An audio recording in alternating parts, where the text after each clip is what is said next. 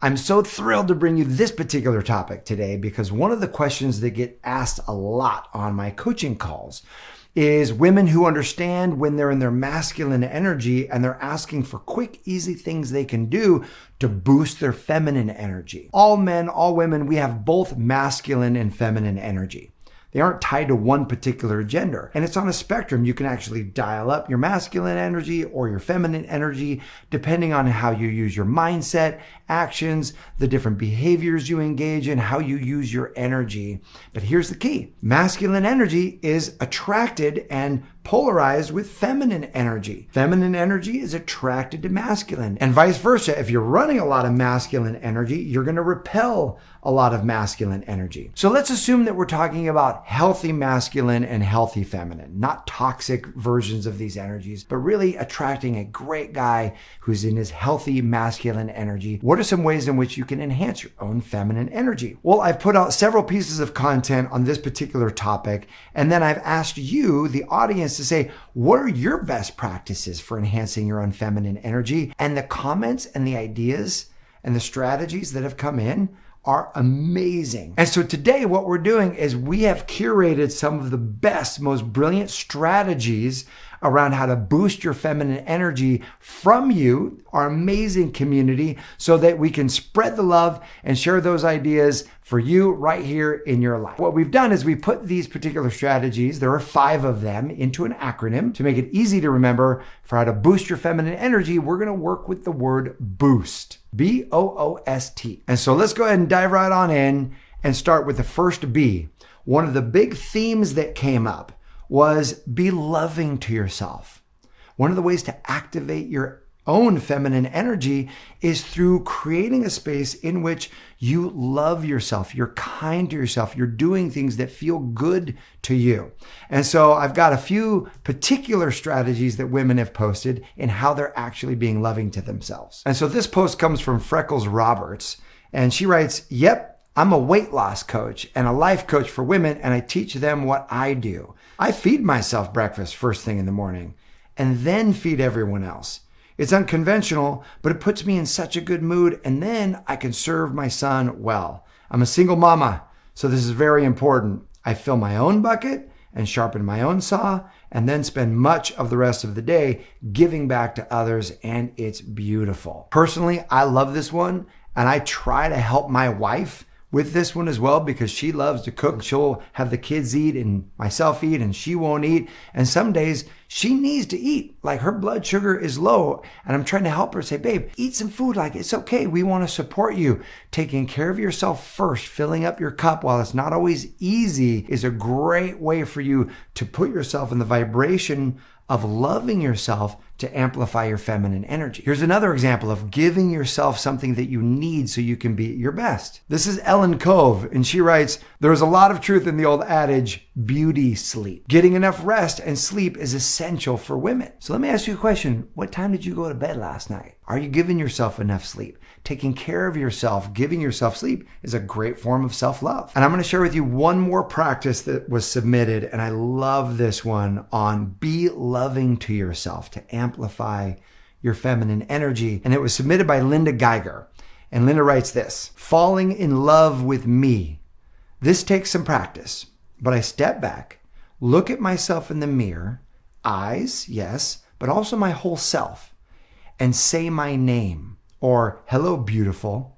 And then I'm so in love with you," with a big smile. Feminine energy emerges, and I'm feeling joyful. Linda, thank you so much for being an example of this one and sharing this practice because it is brilliant. Several things I just want to underscore in this practice around looking in your eyes. The eyes are the gateway to the soul, the gateway that opens up the heart. So when you're looking in the mirror, you're looking in your eyes, and then you send love to your whole beingness. And then notice that Linda says, "I speak my name." There's something that activates in us when you say your own name. You say, "Hello, Matt," that's your name. "Hello." And then you speak your name. Every cell in your body has actually been conditioned for many, many years to be an alert of readiness when you invoke your own name. So you speak your name, hello, and you speak your name, and then you say, I love you so much. I am so in love with you. And you just pour energy. And then last, she says she smiles. When you smile, your body releases a whole set of biochemicals. This isn't just an energy thing, it's a biochemical thing where you literally cascades in a cascade of biochemicals through your body that wash your cells in this vibration of love. And so beautiful, Linda. Thank you for sharing that principle with us. So that was B for how to boost our feminine energy. Let's go to the first O. The first O is own the present moment. How's that for a hack, right? Own the present moment. In other words, being fully present, the more you can bring your energy into the here and now, the more you're able to activate your feminine energy. Masculine energy is way more activated by future, goal-oriented visioning, planning, strategy, all that kind of energy, which we can all do. But when you really get into the present moment, you have more access to your feminine energy. So here are a few examples of how women are activating that present moment energy. And this first one might actually sound a bit counterintuitive, but check this out. This is Letitia Weathersby. And Letitia, I appreciate you submitting this. I love this. Letitia says, spending time cleaning, organizing, and decluttering my home after work has helped me so much. Interesting. She says, after being in my masculine energy all morning and afternoon, there is something so grounding and relaxing about moving and being fully aware of my space and how I can improve it. So what I love about what Letitia says, it's not the act of cleaning in and of itself, but it's how she's doing it. Did you notice what she says? Being aware of her environment and just notice her own beingness in that space and improving her space. She's bringing herself to the full and present moment and using the cleaning and decluttering as a methodology for how she does that. It's brilliant. And then Cassidy Evans. Cassidy, you gave us a great practice for how to own the moment and really become present. Here's what Cassidy writes. Hi, Matt. I find for myself that sitting in the moment quietly, waking up my 5 senses for a few minutes really helps center me with lemon water and peace. At the end of the day, journaling or making a list of things I'm grateful for helps me to stay centered. And then I love what Cassidy writes next. She says, regardless of my circumstances, there is always something to be grateful for. It helps me to stay positive and reflect on the joy in my life as well as for others, helping me to stay present. It keeps me here and in the now, enjoying my partner and our precious time together. Cassidy, I love that. So what resonates with you? But as you engage in any practice that helps you own the moment, really be present, whether it's meditation or breathing exercises or taking a beautiful hot bath at night, something to help you get into that present moment is a beautiful boost for your feminine energy. What's the second O in boost stand for amplifying that feminine energy? And it stands for occupy your body. If you've seen any of my videos on this, you know how important it is to move out of your head and into your body. You see, the body is the house of the subconscious mind. And it's also, you cannot access the body in the future or the past. You're accessing the body, really your awareness of your body always happening in the now, in the present moment. That's why it's one access point to your feminine energy. And so there's a few great practices that women wrote in on how they activate and occupy their body. Kathy writes this, I think everyone craves feminine energy. I get compliments all the time from my female coworkers, how they love my calmness and receptivity. My husband loves it, and my children. My son doesn't disappear in his room when I'm in my feminine energy. He enjoys hanging out with me and talking. I'm in premenopause, so balancing my hormones helps me. I take time for myself first thing in the morning, and belly dancing is a great way for me to get in touch with my feminine side. And then Dancing Lee doubles down on this and says, thank you for these points. I find dance is the best way to activate the mind-body connection and harness our internal feminine energy, diva energy, for me and most of my students. So I love this suggestion. Belly dancing or any kind of dancing is a direct path to occupying our body.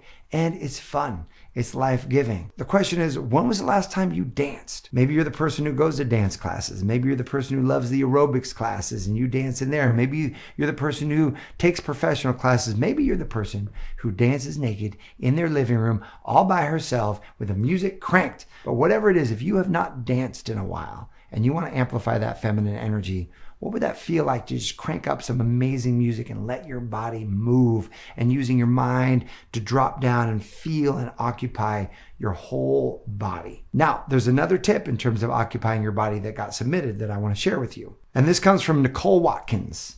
And Nicole says this: when I tap into my feminine self, I feel more sexual, more amorous, and more intent on starting something.